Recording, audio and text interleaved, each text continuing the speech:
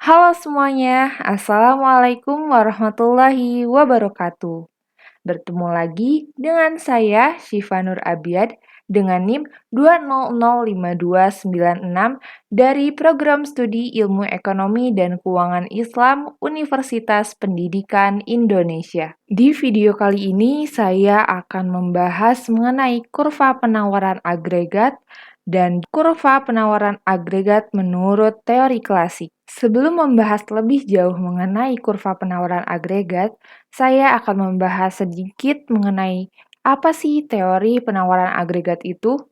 Teori penawaran agregat atau agregat supply adalah suatu teori atau pendapat yang berkaitan dengan jumlah barang dan jasa akhir perekonomian yang dijual atau ditawarkan oleh perusahaan-perusahaan pada berbagai tingkat harga yang berbeda. Dapat juga dikatakan bahwa penawaran agregat merupakan nilai total dari seluruh barang akhir dan jasa yang dihasilkan dalam perekonomian. Beberapa faktor yang mempengaruhi penawaran agregat dalam suatu perekonomian adalah yang pertama, besarnya angkatan kerja.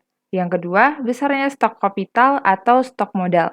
Yang ketiga, keadaan atau tingkat teknologi. Yang keempat, tingkat pengangguran alamiah. Dan yang kelima, harga faktor-faktor produksi. Selanjutnya, kita akan membahas mengenai kurva agregat supply atau kurva penawaran agregat. Kurva penawaran agregat adalah kurva yang menggambarkan tentang hubungan antara tingkat harga yang berlaku dalam ekonomi dan nilai produksi real atau output yang akan ditawarkan dan diproduksi oleh semua perusahaan dalam suatu perekonomian. Karena perusahaan yang menawarkan barang dan jasa memiliki harga fleksibel dalam jangka panjang tetapi harga kaku dalam jangka pendek, maka hubungan penawaran agregat penting untuk dibedakan menjadi penawaran agregat jangka pendek atau short run aggregate supply atau SRAS dan juga penawaran agregat jangka panjang atau long run aggregate supply atau LRAS. Kurva SRAS adalah kurva yang terus-menerus melengkung ke atas dan memotong garis tegak pada YF.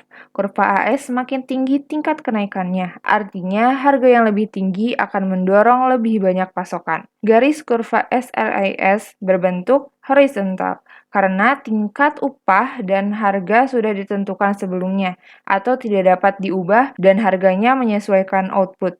Dalam menanggapi permintaan, mereka hanya menyesuaikan jam kerja dan intensitas fasilitas produksi mereka. Yang kedua, kurva LRAS. Kurva ini berwujud vertikal karena output ditentukan oleh jumlah modal dan tenaga kerja serta ketersediaan teknologi, tetapi tidak oleh tingkat harga. Maksudnya, tingkat harga yang lebih tinggi tidak mengubah kuantitas yang disediakan. Pada tingkat ini, para ekonom mengatakan perekonomian berada pada lapangan kerja penuh pada potensi output, PDB potensial, atau kapasitas produksi potensial. Secara umum, kurva penawaran agregat atau kurva AS dapat digambarkan sebagai berikut. Pada titik A ke B, tingkat pengangguran masih tinggi. Kurva AS-nya ini relatif landai atau horizontal.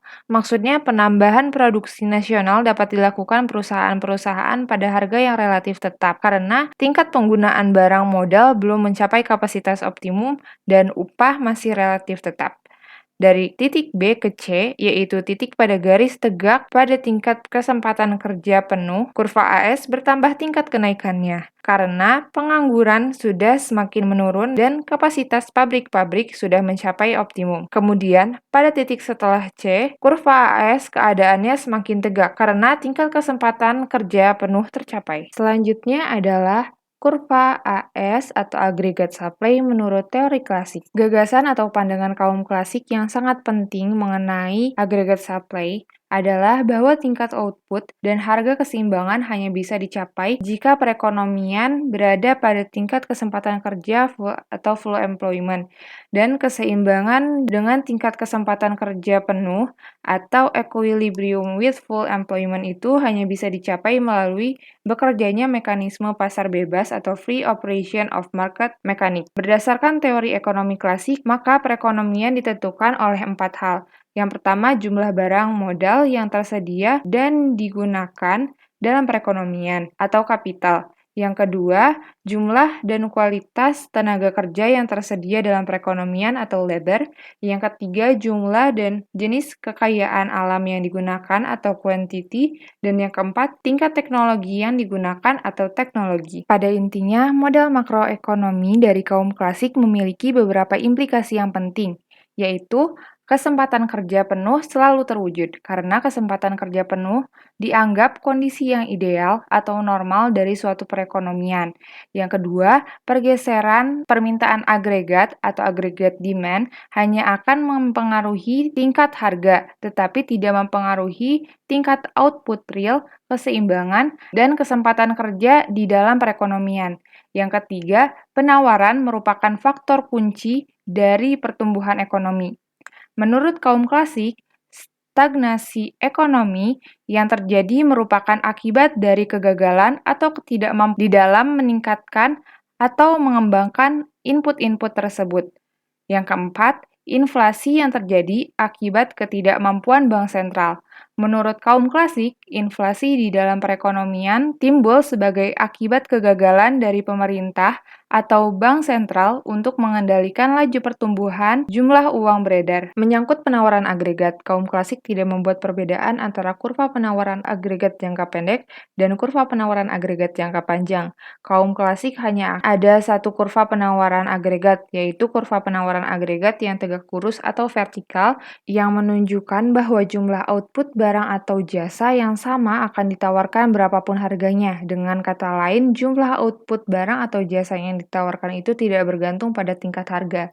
Kurva penawaran agregat kaum klasik didasarkan pada asumsi bahwa pasar tenaga kerja berada pada keseimbangan dengan kesempatan kerja berada pada kondisi full employment atau kesempatan kerja penuh dan bergantung pada tingkat teknologi. Dalam pandangan klasik, kurva SRAS selalu tegak ke arah tingkat output full employment untuk berpotongan antara kurva LRAS.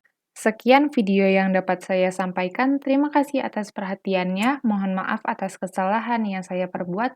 Wassalamualaikum warahmatullahi wabarakatuh.